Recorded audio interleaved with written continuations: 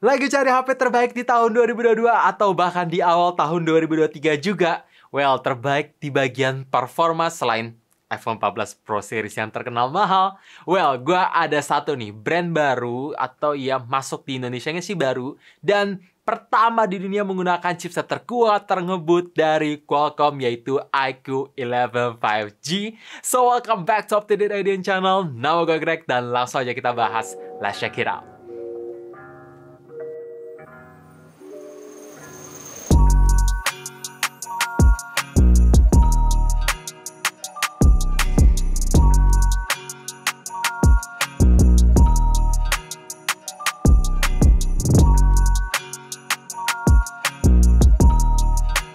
Oke, seperti yang kalian tahu, kemarin ini gue diundang sama Qualcomm untuk nyobain Snapdragon 8 Gen 2 di Hawaii langsung. Dan harus gue bilang improvementnya sangat banyak dan fitur-fiturnya menarik banget. Sampai-sampai tuh gue harus cobain kalau ada brand yang bisa jual resmi di Indonesia.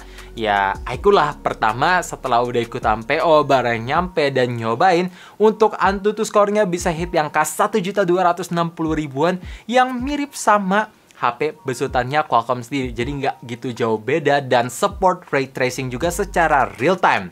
Tapi kalau misalkan kalian tanya, Bang, emang game apa aja yang udah support ray tracing zaman sekarang?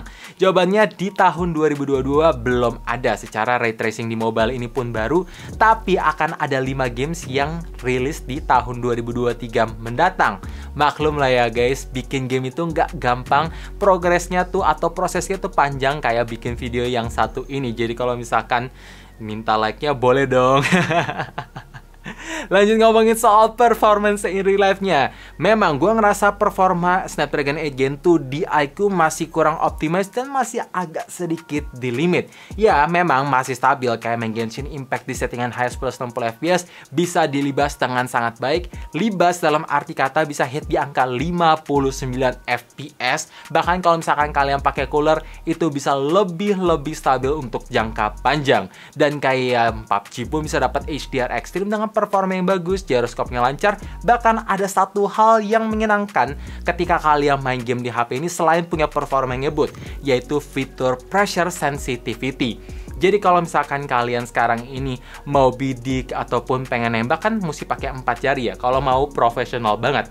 Tapi dengan fitur yang satu ini kalian tinggal mapping aja dimanapun, terus tinggal tekan di bagian layar, maka bisa nge-trigger sesuatu atau nge-trigger apapun yang udah kita set. Basically fitur ini mirip kayak 3D Touch di iPhone. Jadi ya kalian mau main game FPS gak perlu pakai 4 jari lagi. Bener-bener mantep. Dan kalau misalkan kalian bertanya gimana soal performa editing bang? Well, performa editing bagus, tapi ketika gue coba bandingin sama Snapdragon 8 Plus Gen 1 yang ada di Asus Zenfone 9, gue ngerasa ya disinilah letak kurangnya optimize karena waktu rendernya lebih ngebut sedikit di Zenfone 9. Jadi memang performa Snapdragon 8 Gen 2 sangat-sangat menjanjikan, tapi masih perlu dioptimize lagi sama iQOO, mungkin lewat software update, ya itu sangat memungkinkan. Selain HP ini menggunakan chipset terbaru terkuat dari Qualcomm, tapi dalam segi teknologi lain yang menunjang performanya pun yang dipakai serba baru. Iya, RAM-nya menggunakan 16GB LPDDR5X plus storage yang menggunakan internal storage 256GB dengan teknologi UFS 4.0. Ya, kalau misalkan kalian tanya, Bang, apa kegunaannya? Well, untuk teknologi baru yang ada di HP ini tentu bisa bikin performa lebih ngebut, tapi penggunaannya bisa lebih efisien sehingga bisa menghemat baterai lebih banyak. Ya, untuk dalam segi internal storage UFS 4.0 ketika gue compare sama UFS 3.1 yang ada di Asus Zenfone 9, itu bisa punya kecepatan read dan write yang lebih ngebut sampai 2 kali lipat. Ini akan ngefek ketika kalian mau install aplikasi ataupun uninstall aplikasi. Perbedaannya cukup signifikan. Tapi ketika gue coba copy paste di dalam internal HP, gue ngerasa nggak gitu ada perbedaannya. Bahkan ketika gue bandingin sama Zenfone 9 tadi, itu bisa kadang UFS 3.1 lebih ngebut sedikit ketimbang di UFS 4.0. Tapi yang sekarang ini berasa banget ada di bagian install aplikasi yang jauh lebih cepat. Nah, dalam segi RAM, Alpi DDR5X bisa punya performa yang lebih ngebut. Jadi aplikasi yang di-handle di background itu bisa lebih banyak tapi dengan konsumsi daya yang lebih rendah. Jadi makanya iQOO bisa bilang atau bisa ngeklaim ketika 16GB Alpi DDR5X-nya dikombinasikan dengan extended RAM 8GB atau ya ditotalin 24GB, maka aplikasi yang bisa running di background bisa support sampai 40 aplikasi. Karena gue penasaran, ya mari kita buktiin secara langsung. Oke guys, jadi sekarang ini gue akan membuka 40 aplikasi dari nol buat ngebuktiin apakah akan bisa di-reload ulang. Karena ya percuma juga kalau bisa handle 40 aplikasi tapi ketika di-reload dia nggak bisa berjalan.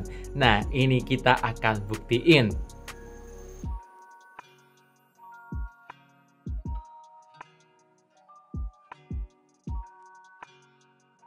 Oke guys, jadi gue udah buka 40 aplikasi dan sekarang waktunya kita untuk cari tahu apakah bisa ngeload tanpa harus nunggu loading aplikasinya ulang lagi. Nanti gue akan taruh penanda di sini atau di sini, pokoknya akan gue taruh penanda dan mari kita lihat sama-sama.